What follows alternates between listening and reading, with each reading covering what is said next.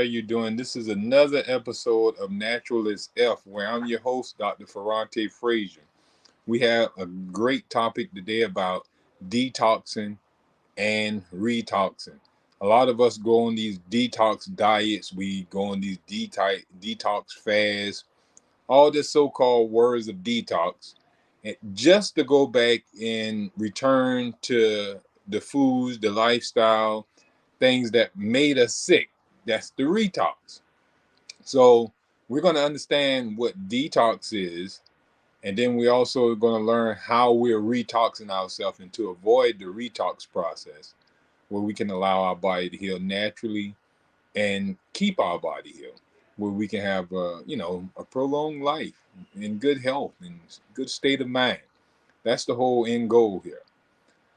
So we want to thank the ATR All Things Media, Our Black Media website and their platform for allowing us to bring this teachings of natural health and nutrition without the use of remedies and cures and all that type stuff. We only use lifestyle change. And when I say lifestyle change, I'm meaning like, changing from what you're eating, what you're drinking, the amount of rest you've been getting, how you exercise. All those things influence your health or influence disease. Matter of fact, how I've been starting out our shows, I've been reading some of our earlier sayings and quotes. So I want to share some with you now, and then we're going to, dip into our topic. So the first one I want to read is by Dr. Virginia Vitrano back in 1988.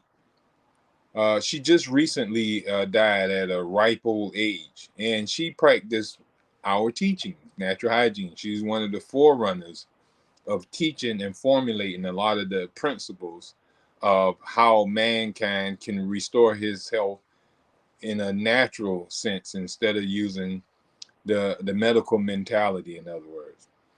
And she says, when something devastating in your life happens, whether it is an emotional crisis or a physical crisis, it helps to keep telling yourself this won't last forever. Repeat it over and over again, realizing its truth. You will be more able to beat the pain or emotional stress by saying this. Pretty soon the crisis will be gone or it will pass, and you will be stronger for having been able to tolerate the intolerable without a crutch. Your forte will be your own strong will and strength of character. This is Dr. Virginia Vitrano back in 1988. And now this is talking about doing it without meddling. You remember how she said without a crutch. A crutch is those remedies, those herbs, and those different treatments that we use to walk us through our sickness. But if we deal with the pain, we deal with the crisis, the detox and the repairing work that's going on. We tell ourselves that this is only for a time. Our body got to repair. Our body got to get rid of waste and stuff like that. This is not going to be always. It's just going to be for a limited time. We'll have a chance to repair more rapidly and more soundly, that we don't come back with another sickness soon after. Most people, when they get off these medications, they take the medications to suppress and palliate their symptoms of disease. They tend to have relapses more often and more rapidly, you know. And this is because their body never healed. It only was suppressed. The activity of the body, which is healing, was suppressed. That was your cure. When your body was sneezing, when your body was coughing, when your body was diarrheaing, all that was the body curing itself. It was using those routes in which to get rid of waste. So when you take a supplement or some type of substance and you palliate or suppress that symptom or that, elimination effect, because that's what it is, it's elimination, then those wastes do not come out. And so when the body gains energy to do another house cleaning, the same symptom appears, and then all you do is take another drug or so, and it suppress your symptoms again. So the body is never getting a chance to do house cleaning work. It just keep being thrown down to the ground. All right. So if you put up with this, you will be stronger much longer. All right. Let me make sure my battery is lasting here good. I just got a signal saying that my battery was going low. All right. Gonna have to work on that. Give me a second here, because we're gonna have a problem if I don't.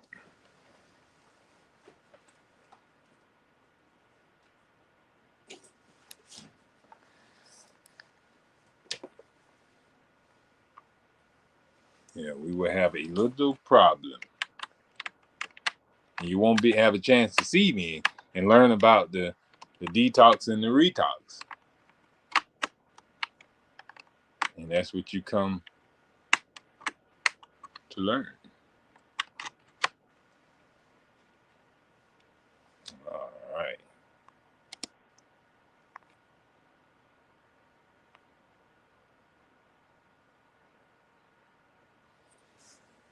All right. Let's hope that we're getting some charge now.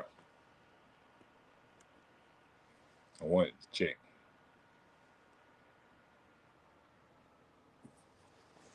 But we should be okay. All right. So back to the teaching. And I do apologize for that. And make sure that you share this with some friends, and definitely make sure you come back every Tuesday at 6 o'clock and learn some natural teachings of holistic health and healing. All right, so let's go to another one. This one is by Dr. Carl Bosco in 1983.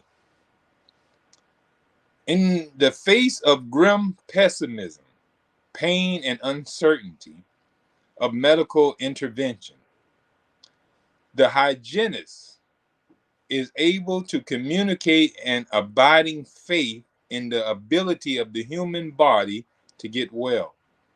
This, I think, is the first and most important thing that needs to be done before any healing can take place. I tell a lot of people this all day long. I watch people on Facebook talking about their health issues and, their uncertainty of their issues, and if it can be cured, and, they're going to die and all this type of stuff, or they're going to always have this pain. If your mind is in that state, it's very hard for your body to heal itself if you don't believe in healing. Because first of all, you won't take the necessary steps to heal, and you're sending signals of distress and vibrations through your body that will continue and help aid your disease. So Dr. Carl Bosco here is telling us that the most important thing in getting someone healthy, the hygienist, which we are hygienists, natural health practitioners and doctors, we have to tell people. Well, we have to tell people, because first of all, people won't come to us. We have to let them know that the body heals itself, and their disease is not some incurable disease, as the medicine man wish for us to believe in certain diseases. We know better. We've watched people recover from all manner of health issues without the aid of any type of crutch, like Dr. Vetrano said. They just have to go through the process and let the body go through the work of healing itself and cleansing itself and repairing itself. This is the process. That's disease. The body is going through a process of healing itself. It may be uncomfortable. That's why we call it discomforts. It may be uneasy. That's why we call it dis-ease. but it have to run a course. Now, you cannot correct the disease while the cause of the disease is still present. You know, we let people know, yeah, the body can heal itself. You know, it has a very powerful mechanism or innate wisdom to heal itself. And then when we convey that message to the sick person, we go on to tell them, now let's seek out the cause of your suffering. Now, it can heal itself, but it can't heal itself while the cause is still present, but it can heal itself when the cause is removed. All right, so we show them the cause of disease, which is poisoned blood, toxemia. Now, what caused the blood to become disease? Innervation. You know, when our bodies become low in vitality, low in nerve energy, low in functioning power. All that's the same. When it becomes low in those in that energy, then the body cannot clean itself. It can't purify itself. It can't repair itself. It has no energy to do so. Where is this energy? What happened to the energy? Well, the energy been squandered away. It's been used up. It's been used up dealing with detoxing alcohol. It's been used up with, eliminating and neutralizing salts and preservatives and chemicals that are in our manufactured food and our preserved food. It's been, working with over consumption of food. It takes a lot of energy to deal with, you know, a huge amount of food. Look at people on Thanksgiving Day. They sit there and eat until their bellies are full, about to bust open. And what's the next step? They get the itis, right? Because it's draining energy from the body to deal with all this incoming food. And the more toxic the food, the more energy is required to deal with that food. When you're eating fresh fruits and vegetables, it doesn't make you sleepy and tired.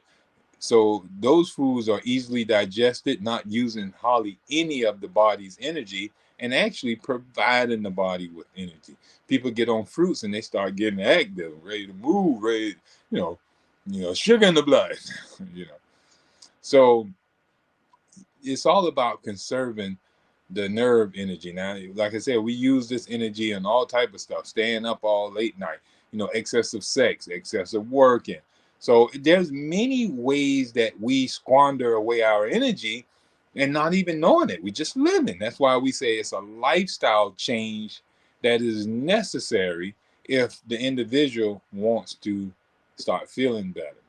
All right, so let's go to another one so we can get into that topic. I remember I told you in our shows, I'm going to be using and teaching from the Health Seekers yearbook, where we're going to be talking, discussing a lot of quotes from some of our earlier hygienists, those doctors that came before me that I've learned so much from, and I use the philosophies that they live by and taught, to heal all their patients and to spread health throughout the world. And I'm spreading what they initiated. All right. So let's go to the next one. All right.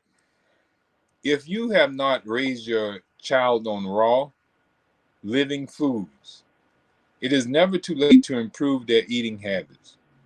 Frequency in explaining the benefits of good food is important. It will be a battle to fight the attraction of the child's playmates, sweets, and sodas. And as your child becomes older and is around the peer group, strictness will only cause rebellion. Constant communication is the key to their understanding. Now, this was Paula Duvall in 1983, around the same year of Dr. Carl Blasco. But you can tell that she was a mother that wrote this. She was raising her child on raw living food. And the only battle was fighting that peer group that was around that child. While she was feeding her child fresh fruits and vegetables, the children at the school or the child playmates was eating cookies and honey buns and had juicy juices and different things of that nature. So that was that was the only problem, or the fight that comes with trying to do it in this society that we live in now. It won't be a fight when, society awaken, when we realize that, these Nabiscos and these General Mills and these Frito Lays and all this different, juicy juice factories and stuff like that, they are poisoning our kids and causing them premature death, causing all the different cancers that our kids are suffering from these days, all the different, issues that our youth are suffering from are caused by our lack of awareness that the very things that we are providing and feeding our kids is what's resulting in their sickness. We're thinking it's some type of foreign invader that's coming out of the blue and seeping up under their toenail or their fingernail and causing them the sickness and out of nowhere. And we take no note in the way that they're eating, the lack of sleep they're getting, the lack of water they're drinking, the lack of sunlight, the lack of movement, because the kids of today are not, playing and exercising like we were in our generation, and was nowhere close to like the generation prior to us. And we're wondering, we're calling it a generational curse that's being handed down from generation to generation. And that's what it really is, because we're cursing our young by how we're treating them, and then they go on and with a torch and hand down even more diluted teachings of health to the next generation. And we see by this great fall that every generation that comes after is getting weaker. They're suffering faster. They're dying faster than this generation before them. You know. So all we have to do is pay attention to that. All right, let's get to the next one. The wise doctor simply doesn't write a prescription and say, that's it. The wise doctor is concerned about your lifestyle. The wise doctor is concerned about the tensions in your life. The wise doctor is concerned about the quality of your life. He's concerned about the fact that there ought to be a great deal of joy in your life, a great deal of purpose in your life. And the wise doctor will talk to you about all these things. This was Norman Cousins, 1980. Now, Norman Cousins is a excellent person. I studied a lot of his teachings as well, because he believed in laughter and happiness, and you call it psychoimmunology. We're helping with healing the body or at least making the body feel way better than what we were feeling by just having a good outlook on life. When we dread our situation and dread, sickness and stuff like that, all it does is create more sickness in us. But when we see life as joy and we're experiencing, having a wonderful experience, even if that experience is without one leg or without eye, whatever, we enjoy the experience and are thankful. We notice that it's easily bearable, and the joy of life become even more and more and more, provided our outlook on life is great. All right, that's Norman Cousins in 1980. He got a great book out too. You should check that book out. It's Norman Cousins. All right, so the next one.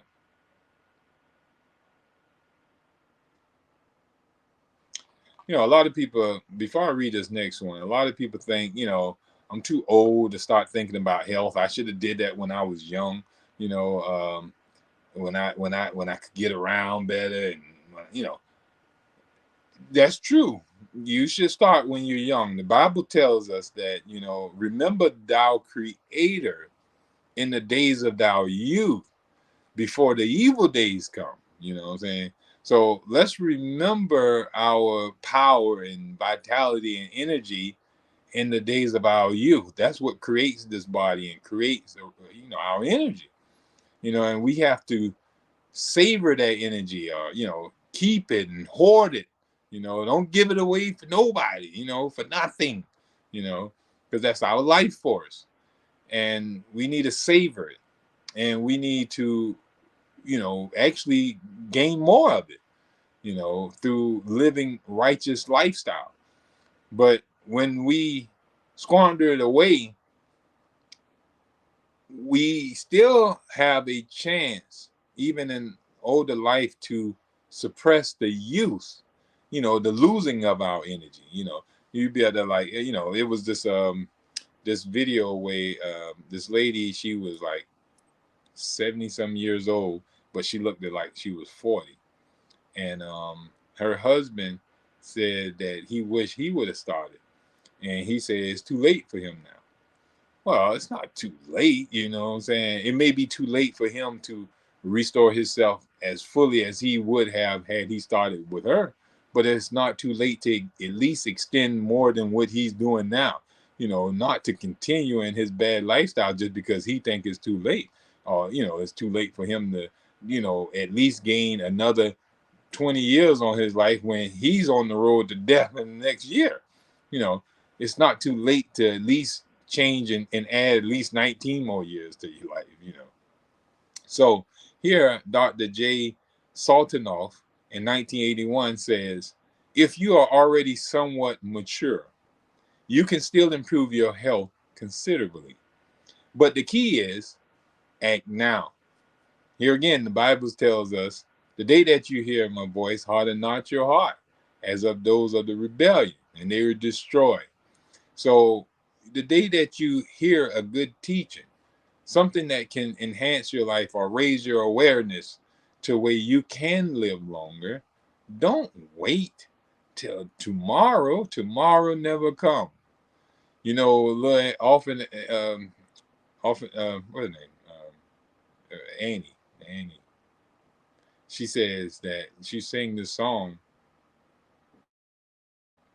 on Annie, that tomorrow is always a day away. So when you're saying, I'm gonna start tomorrow, tomorrow never comes. It's always a day away. You're telling yourself this, and your subconscious mind is acting on that tomorrow concept. So you say, today I start today, I act now. I'm gonna change my life where my life can carry on. It's gonna survive. All right. So here, I got two more that I want to read to you. Actually, three more. Well, four more. And that's it. And then we got to go into the teaching. And I'm going to go through these a little quicker for you. But here, Dr. William Easer, 1968, says, my mother fasted 1 day a week until she was 95. 1 day a week. Now, I try to get people to do this all the time. 1 day a week or 2 days a week. It was a time where I was doing 2 days a week. Like the weekend, I would use just for fasting. All right. But my mother fasted 1 day a week until she was 95. Then I had a patient, a man of 104. He fasted frequently